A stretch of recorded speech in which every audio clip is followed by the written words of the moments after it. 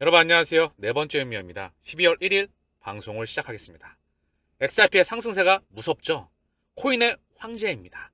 끝판왕의 모습을 서서히 지금 상승 또한 서서히 보여주고 있는 것이다. 전 세계 모든 지구인들이 XRP의 값어치를 알게 될 겁니다. 아, 얘가 비트코인보다 더 센 놈이었구나. 원래 펀더멘탈이 최강이었구나. 6년 동안 6년 이상 대중들의 리또 속여라고 가격을 속여왔었구나. 그 진정한 값어치를 오늘 알려드리겠습니다. 지금 가격이 2,600원이죠. 보시면 상승 나오고 크게 한번 상승 나오고 물량 소화 과정, 다시 한번 상승 물량 소화. 빠질 때마다 헷갈리면 여기까지 오지도 못해. 또 상승 나왔죠. 뚫고 아직 제대로 시작도 하지 않았습니다. 주봉상 보게 되면 보시면 여기 가장 중요한 매물대를 뚫어버렸어요. 한 방에. 먼저 여기가 1번 라인. 1번 라인 주봉상, 2번 라인 뚫어버렸죠? 3번 라인도 한 방에 뚫었어요. 여기 보시면 거래량이 많이 있잖아요. 매물이 많이 모여 있다고요. 이 가격만 오면 오랜 시간 동안 기다려왔잖아. 나는 본전만 팔아버릴 거야. 했던 물량을 소화해야 되는데 한 방에 뚫어버리고 있습니다. 자, 그러면 마지막 매물대예요. 여기는 쭉 밀렸죠. 보시면 거래량 자체가 없어요. 물량 자체가 많지가 않아. 이 공간 자체는 물량이 많지가 않아. 그럼 뭐죠? 어느 한순간 뚫어버릴 수 있다는 거. 여기 뚫으면 뭐죠? 여기 위에는 이 고점 위에는 매물 자체가 없다. 언제든지 그 파급이 무척 세질 수가 있다. 2017년 600배가 280일 동안 나왔습니다. 600배가 넘었죠. 그리고 나서 6년 동안 대중의 눈을 속여왔다. 그 모습을 서서히 지금 상승 또한 서서히 보이는 중이다. 얘가 왜 코인의 황제인지, 진정한 값어치의 대장인지, 비트코인, 이더리움, XRP 맨 위에 근데 섹터별 대장들이 다음번 가상자산 통화 시스템을 바뀌어 나가는 겁니다.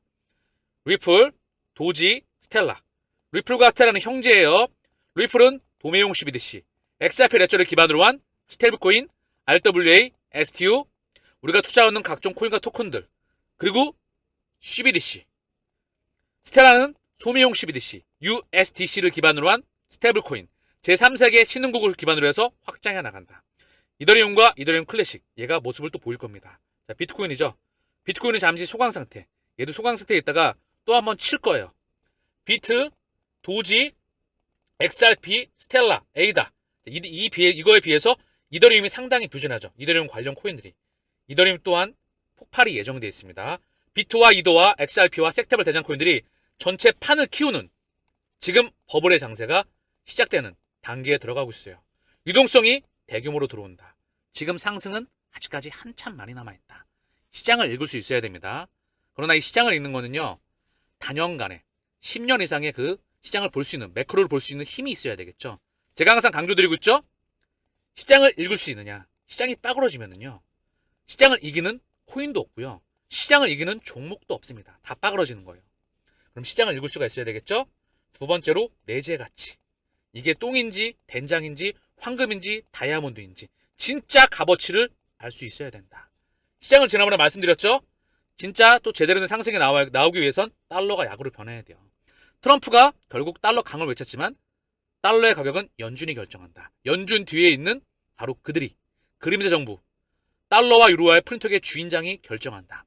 그 달러와 유로화의 프린터계 주인장이 리플을 만들었다. 다음번 통화 시스템의 주인장으로서 스위프트망을 대체한다. 스위프트의 주인이 걔네 바로 달러와 유로화의 주인이다. 더불어서 자본시장의 인프라를 재구축한다. 이게 또한 진정한 의미가 추가되었습니다.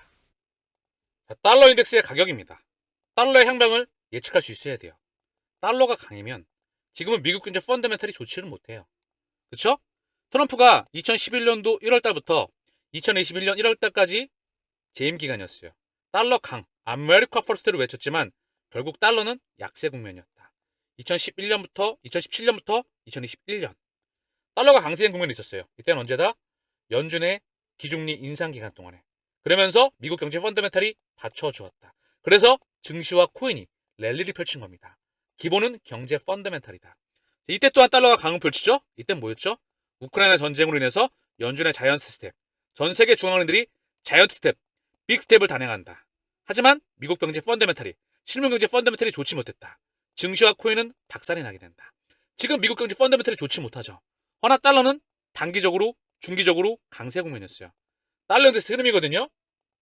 상당히 강하죠. 1년 동안도 3년 동안도 상당히 강합니다. 시장이 좋지 않은 환경에서 달러가 강하다면 어떻게 되죠? 시장이 빠그러집니다. 트럼프가 들어와서 다시 한번 아메리카 퍼스트를 외치겠죠. 그러면 달러의 향방을 예측할 수가 있어야 된다. 달러는 약으로 전환된다. 왜? 기준금리 인하 국면이다. 시장을 받친다. 전 세계 실물 경제와 금융 경제를 통화 정책을 통해서 받쳐나가는 상황이다. 보험성 금리를 통해서 시장을 받쳐나간다. 지금은 실물 경제를 무너뜨릴 이유가 없다. 먼저 페드의 기준금리 인하 국면으로 들어갔습니다. 단 금리가 급하게 내려가면 시장은 무너지는 겁니다. 3%대 근방에서 금리가 유지될 가능성이 높다. 그러면 자산시장은 다시 한번 랠리를 펼친다. 무너질 것 같으면 재정정책과 통화정책을 펼쳐서 시장을 받치고 있다. 달러가 약으로 전환되면서 증시와 코인 시장에 유동성이 들어올 수 있는 환경을 만들어 놓는다. 마지막 버블을 만들어 나가는 과정이다. 정리합니다. 달러의 가격은 누가 결정한다? 페드가 결정한다. 페드의 주인이 누구다? 51개 주. 미국 51개 주 민영은행들의 집합체이다. 얘네 최대 전주는 JP모건, 웰스파고, 뱅크 오브 아메리카, 시티은행이다. 얘네의 주인이 블랙락, 뱅가드, 스테트스트리트, 피델리티이다. 얘네의 주인이 리플의 주인이다. 감이 오시겠죠? 얘네가 달러의 가치를 결정한다. 달러를 약으로 전환시킬 겁니다. 단 기준금리 인하 국면에서 미국 경제나 전 세계 경제 실물 경제가 펀더멘털에 받쳐주지 않죠.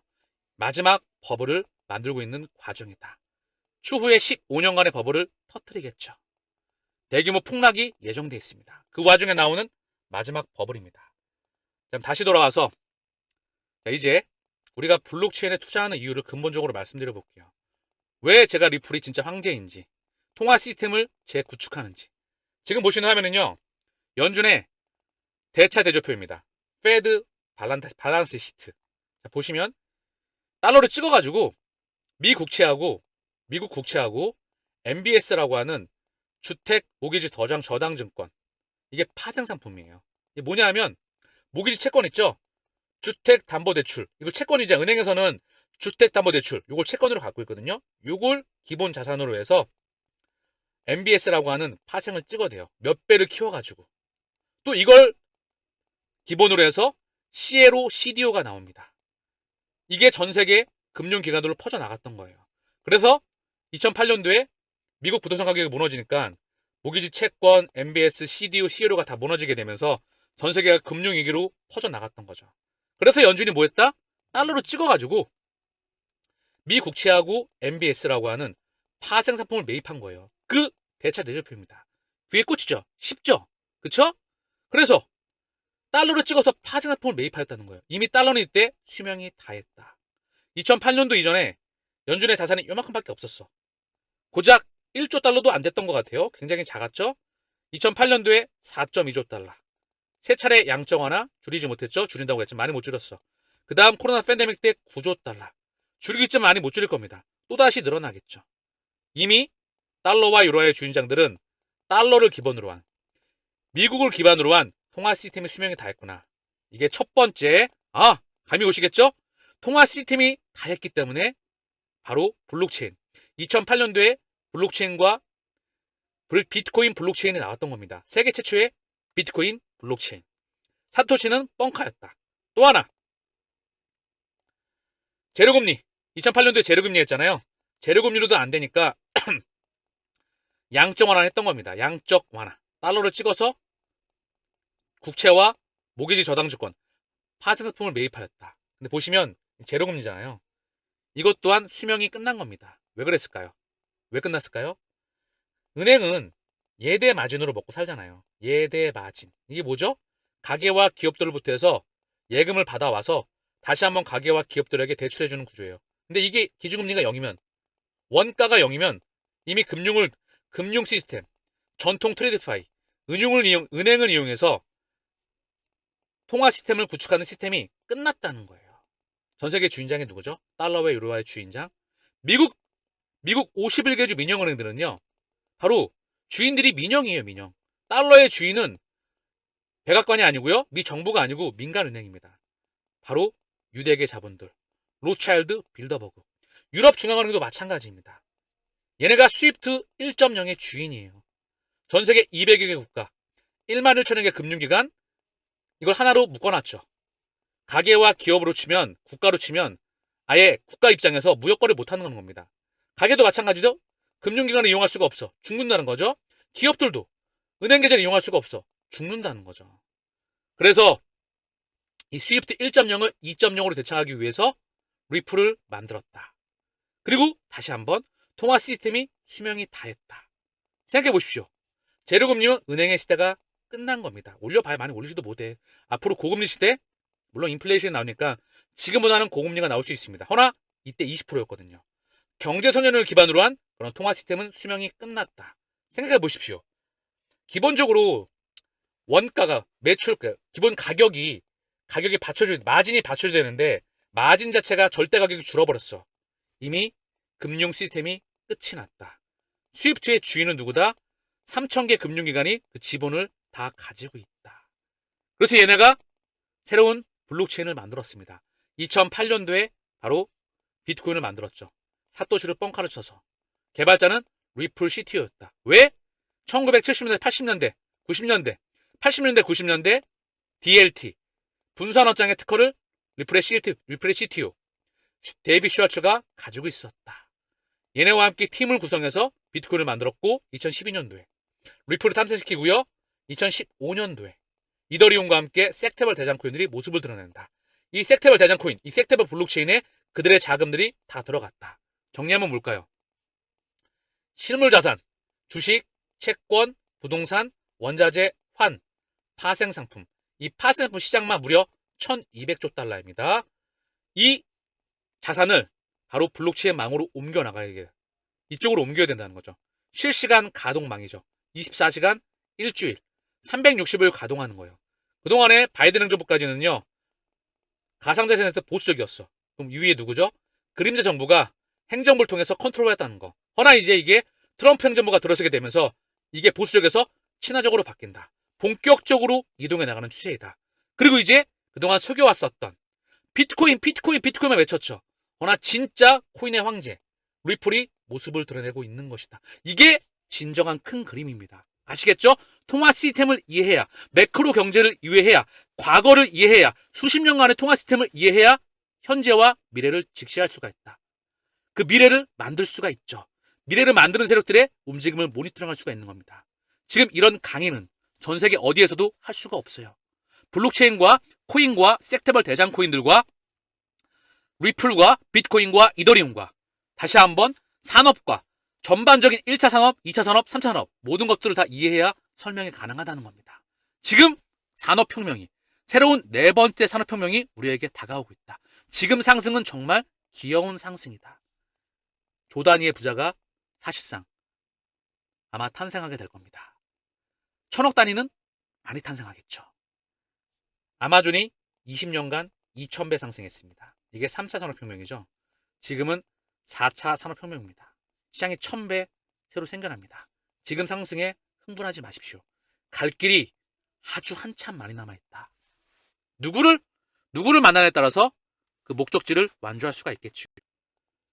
리플과 스텔라, 스위프트 250달러 생태계에서 글로벌 지분을 혁신하다. 전세계 스위프트 시장 규모가 앞으로 1년 안에 250달러로 확장합니다. 이게 원화 기준으로 무려 34경 9,125조 원입니다. 지금 XRP 가치가 상승 나왔지만 고작 155조 원.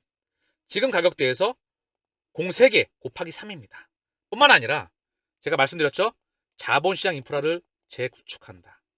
가치가 있는 모든 것들을 블록체인을 통해서 이동시킵니다. 이 블록체인에는 비트코인, 이더리움, XRP, 섹테벌 대장 코인들이 있죠. 여기서 XRP는 대장이다. XRP가 이 가치가 있는 모든 것들에서 토큰화시키는 일명 RWA죠. 그 파일을 얼마나 갖고 올지에 따라서 그 파괴비 무척 커집니다. 이미 CBDC, 스테이블코인, CBDC의 대장이죠. 스테이블코인. 자, 어제 뉴욕 금융서비스 감독국에서 이제 며칠 있으면 허가가 나와. 이미 100% 예정돼 있었던 것이다. 리플스의 2024에서 뉴욕 서비스 감독국 그분이 이미 참석해 있었습니다. 그리고 RWA, STO, NFT 이걸 다 XRP 레저를 통해서 발행하고 있죠. 그렇다고 한다면 전 세계 파생상품 시장이 무려 1200조 달러입니다. 이게 원화 기준으로 무려 167경 5,800조 원이죠. XRP의 끝은 그 누구도 알 수가 없어요. 그렇기에 2017년도에 280일 동안 6만 1000%가 상승했습니다. 610배, 280일 동안. 제가 스위프트 시장 규모만 대체하게 되면 큰 그림에서 100만 원 말씀드렸잖아요. 곱하기 0이 3개, 곱하기 3이었다. 자, 보시면 XRP의 패턴입니다. 보이시죠? 이때 280일 동안 600배가 넘었어요. 그리고 1년이 넘는 기간 동안 700배가 넘었었다. 강력한 에너지 응축 기간 동안. 지금 6년이 넘는 기간 동안 그 에너지 파고를 뚫은 겁니다. 불확실성 해제와 함께 소송에 대한 종료가 다가옵니다. 그리고 이제 모습을 보이고 있다는 거. 지금 상승은 진짜 찔끔 나왔다는 거. 얘가 처음부터 코인의 황제로 설계가 되어 있었다. 통화 시스템을 재구축한다. 스위프트망을 대체한다. 자본시장 인프라를 재구축한다. 그래서 얘가 디지털 프린터 인쇄기기의 대장입니다. 얘가 바로 블록체인. 데이터의 값어치를 입혔던 그 블록체인의 대장이 바로 XRP 레저. 그래서 지금 가격을 스물스물 보이고 있는 겁니다. 뉴욕 규제기관 며칠 내에 리플 스테이블코인 승인을 전망한다. 폭스 비즈니스가 뉴욕 금융서비스국은 리플이 발행하는 RLUSD 스테이블코인에 대한 승인을 앞두고 있으며 며칠 내로 승인 발표가 있을 예정이다. 뉴욕 금융서비스국의 승인으로 리플은 규제를 준수하는 스테이블코인을 발행해서 XRP의 안정적인 대안을 제공할 수가 있다. 리플이 자체 스테이블코인을 발행해서 XRP의 안정적인 대안을 제공할 수가 있다. 이는 리플이 자체 스테이블코인 RLUSD를 합법적으로 서비스할 수 있음을 의미하며 뉴욕의 규제 적격 디지털 금융시장과 보다 광범위한 스테이블코인 생태계에서 주요 기업으로 자리매김할 수 있을 것이다. 이미 리플 스웰의 2024의 연사로서 리플 스웰입니다. 이거 2024의 연사로서 뉴욕주 금융서비스 감독이 참여하고 있었다. 리플 스웰 2024의 연사로서 참여했었습니다. 그렇게 이미 100% 예정되어 있었던 것이다. 게리 겐슬러 사임 후에 XRP 현물 ETF 승인 가능성이 올라가고 있다. 브래든 러스가 2024년 미국 비트코인 현물 ETF 출시 이후에 암호화폐 자산에 대한 익스포저, 노출이 폭발적으로 증가했으며 투자자들의 암호화폐 기반 투자 상품에 대한 관심이 커지고 있다. 내년 트럼프 행정부 출범 이후에 미국의 암호화폐 규제 환경이 명확해지면서 이런 추세가 가속화될 것이다. 암호화폐 ETF의 수요는 늘어날 것이며 XRP 현물 ETF는 승인 또한 필연적이다. 100%이다. 자, 그래서 게리 겐슬러가 사임했잖아요. 다가보면 게리 겐슬러 사임했고 100% 사임을 발표했죠. 1월달에 100% 예정돼 있고요. 사건이 100% 종결될 겁니다. 이게 다가오고 있고요. 미디어를 통해서 계속 흘러나오고 있어요. 보면 직접 먼저 확인하고 가시죠. 창펑자오가 SEC 리플 소송 취하 예상 게시물을 리포스트했죠. 바이낸스의 창펑자오. 암호화폐 시장에서 막대한 영향을 끼치는 인물이에요. 직접 본인의 트위터에 이 게시물을 포스트했다. 전 CFTC 위원장 크리스토퍼 지앙카를로, 크립토 아빠라고 불리우죠. 크립토 데디. 트럼프 체제에서 SEC가 리플 소송을 취할 것이다. 그래서 1월 15일 마감률 XRP 승리를 예측한다. 지앙카를로. 트위터에서도 마리오 나우파라는 분이 미국 법원이 XRP 소송에서 최종 판결을 앞당겨달라는 요청을 승인했습니다. 수년간 끌어온 이 소송은 이제 더 빨리 끝날 수 있습니다. 특히 SEC 의장 게리 겐슬러가 1월에 사임했기 때문입니다. 자, 지금 흐름이 감지가 되시죠. 자, 그렇기 때문에 이미 뻥카를 쳤죠. 6년 동안 리터 속으로 가면을 씌웠어. 그 가면을 치운다는 겁니다. 그 불확실성으로 해제가 되면서 본연의 가치가 그동안 숨겨왔었던 인프라를 12년간 폭발적으로 깔아왔어. 그 내재 가치를 반영하고 있는 거예요. 찔끔, 스물스물. 아시겠죠? 지금의 상승은 찔끔 스물스물 반영하고 있다. RLUSD, 스테이블코인 출시 100% 며칠 내로 반영됩니다. 출시를 하겠죠? 이미 리플 스웰에서 뉴욕 서비스부 감독국이 이미 리플 스웰의 연사로서 참여했다. 미 행정부, 미 연준, 전 세계 금융기관들 다 리플이 장악했습니다. 빨대를 꼽았다. 왜? 달러와 유로화의 주인공이 만들었기 때문이에요. 리플을. 스위프트의 주인이 만들었다. 자, 스위프트는요. 1973년 유럽과 북미의 240여 개 금융회사가 회원사 간 자금 이동 및 결제 업무를 위해 만들었으며 2022년 현재 스위프트 지분은 3,000개 금융회사가 공동으로 소유하고 있다. 세계 200여 개국 1만 1천여 개 금융회사가 돈을 지급하거나 무역 대금을 결제하는 데 활용하는 전산망이다. 이거를 3,000개 금융회사가 공동으로 소유하고 있다.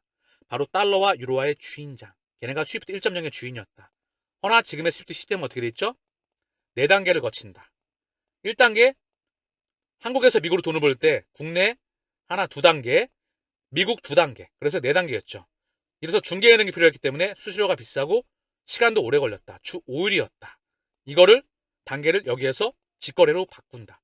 왜? 장부가 DLT, DLT, DLT. 분산원장으로 하나로 연결된다. 통합원장으로 이루어지게 된다. 가치의 인터넷이 가동되게 된다. 그래서 24시간 일주일, 365일 가동되게 된다. 작년 7월달에 이미 페드나우가 가동되어 있다. 페드나우의 혈관은 CBDC, 스테이블코인, 코인들이 이동해 나가는 혈관이다. 이게 다시 한번 ISO 2002, 금융의 새로운 급제 표준, 이거로 연결이 된다. 이 관리자 그룹의 리플과 스위프트와 비자와 마스카드와 영란은행과 유럽중앙은행과 영국중앙은행, 그리고 3대 예탁결제원, 유로클리어, DTCC, 미국의 DTCC, 독일의 클리어 스트림이 공존하고 있다. 전 세계 국가와 함께 미국과 중국을 포함한, 대한민국을 포함한, 그리고 여기 관리자 그룹에 리플과 스위프트가 들어가고 있다. 이쯤 되면 왜 스위프트 망을 대체하는지. 스위프트의 주인이 스위프트 2.0의 주인이에요. 이걸 구축해 나가기 위해서 리플을 만들었다.